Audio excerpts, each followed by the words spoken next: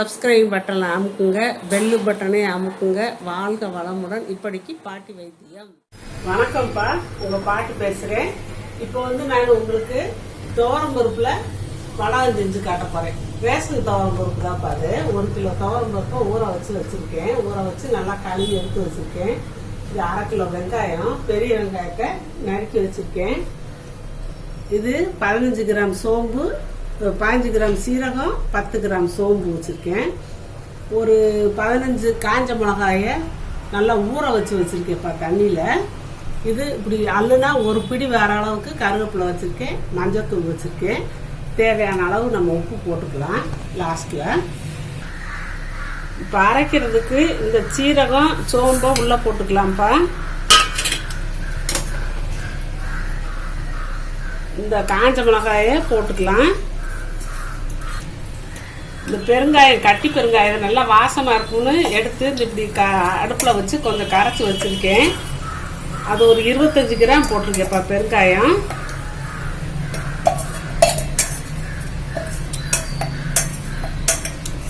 இதை கொஞ்சம் நம்ம கழுவி ஊத்திக்கலாம். தண்ணியை ஊற்றி கழுவி ஊத்தியாச்சுப்பா.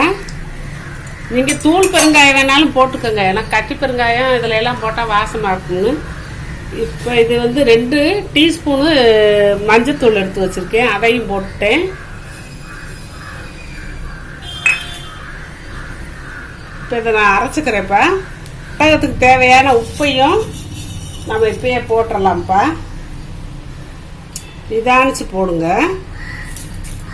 போதும். ரொம்ப நைஸெல்லாம் அடிக்கலப்பா. சும்மா ஒன்றும் பாதியமாக அந்த சோம்பு இதெல்லாம் சும்மா ஒன்றும் பாதியமாக தெரியும். அந்த மாதிரி அடிச்சிருக்கேன். இதில் கருவேப்பிலையை போட்டு சும்மா ஒரு சுற்றிக்கலாம். அரை குறையமாக நம்ம நறுக்கி வச்ச மாதிரி.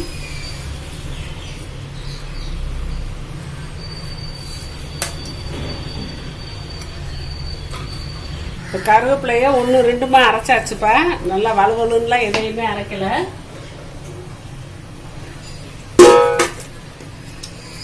இந்த பாத்திரத்தில் போட்டுருவோம்.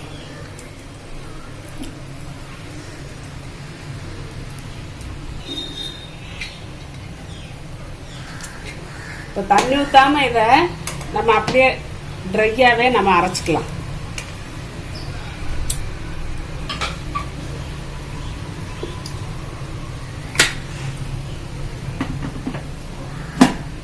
இப்போ நம்ம உருண்டை குழம்புக்கு அரைச்ச மாதிரிப்பா ஒன்றும் பாதியமாக நம்ம அரைச்சிக்கிட்டு இதில் போட்டுடலாம்.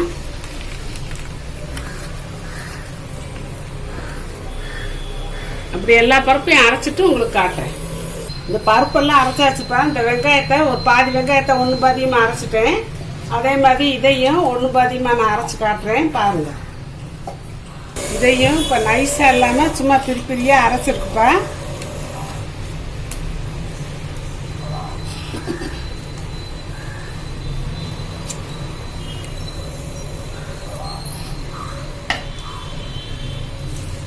நல்லா பிசைஞ்சு கரணும்ப்பா எல்லாம்.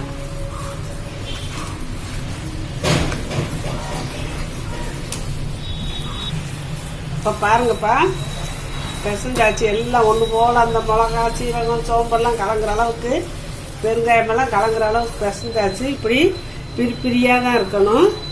இதை நம்ம மாடியில் போய் காய வச்சுட்டு வந்துடுவோம்.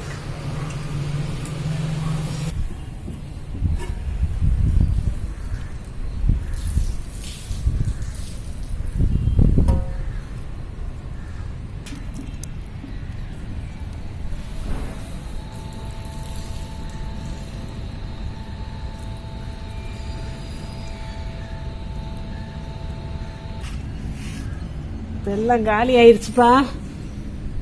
அடகம் போட்டாச்சு. 2 நாளில் காஞ்சிரும். அப்புறம் உங்களுக்கு நான் காட்டுறேன். காக்கா கொத்திராமல் இருக்கிறதுக்குப்பா மேலே அப்படியே போட்டு மூடி வச்சிடலாம்.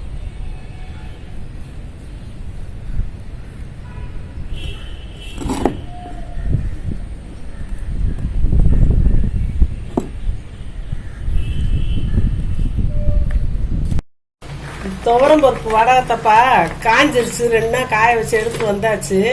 நான் காய போட்ட அன்னைக்கு ஒரு மத்தியானத்துக்கு மேலே பார்த்தீங்கன்னா மோடம் போட்டுக்கிட்டு மழை வர்றாப்புல இருந்துச்சு லேசா. அது வேறு மழை வந்தால் வேஸ்ட்டாக போயிருமேனு எடுத்துகிட்டு வரையில் ஒன்று உடஞ்சிருச்சு. அதனால உங்ககிட்ட எல்லாம் காட்டலை. இது நல்லா 2 நாள் வெயிலில் போட்டோன்னு வச்சுக்கோங்கப்பா, அப்படியே துணியில் ஒட்டிக்கிட்டு இருக்கும். அப்போது நம்ம என்ன செய்யணும், துணியை பிரட்டி போட்டு அதில் லேசாக தண்ணி தெளித்தோம்னா அப்படியே அழகழகாக வந்துடும். அதை நம்ம திருப்பி ஒரு தட்டில் போட்டு காய வைக்கலாம். இது அப்படி இல்லாமல் நம்ம உடஞ்சி போச்சு. நீங்கள் இனிமேல் அப்படி காய போட்டால் துணியில் 2 நாள் நல்லா வெயில் அடிக்கிற நேரத்தில் போடுங்க. இப்போ வந்து இது நல்லா காஞ்சிருச்சு. உங்கள்கிட்ட அன்னைக்கு காட்ட முடியல, அதனால தான் நான் சொல்லிகிட்டு இருக்கேன் விவரமாக. இப்போ வந்து இதை நம்ம துவரம்பருப்பு வடகம்ப்பா, இதை நம்ம பொரிச்சு காட்டுறேன். இப்போ உங்களுக்கு எண்ணெய் காஞ்சிக்கிட்டு இருக்குப்பா. இது அடுத்து இதை போட்டு பொரிச்சு எடுக்கணும். எண்ணெய் காயட்டும், நல்லா காயட்டும். எண்ணெய் காஞ்சிருச்சுப்பா, லேசா ஆவி வர மாதிரி இருக்குல்ல, காஞ்சிருச்சு, நுரையும் அடங்கிருச்சு. இப்போ போடுற பாருங்க, கொஞ்சம் கொஞ்சமாக போடுறேன். நிறையா போட்டால் நிறையா எண்ணெய் ஊற்றணும். இது கொஞ்சம் கொஞ்சமாக நம்ம பொறுமையாக வறுத்து எடுத்துக்கலாம்.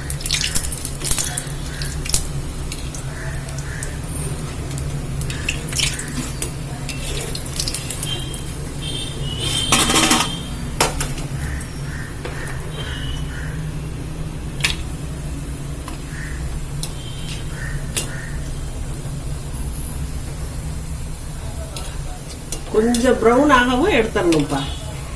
ரொம்ப விட்டால் கறி போயிடும். முன்னாடி வச்சாலும் எடுத்தாலும் நல்லா இருக்காது. கொஞ்சம் ப்ரௌன் ஆகவும் அடுப்பை சிம்மில் வச்சுட்டு நம்ம எடுத்துடலாம்.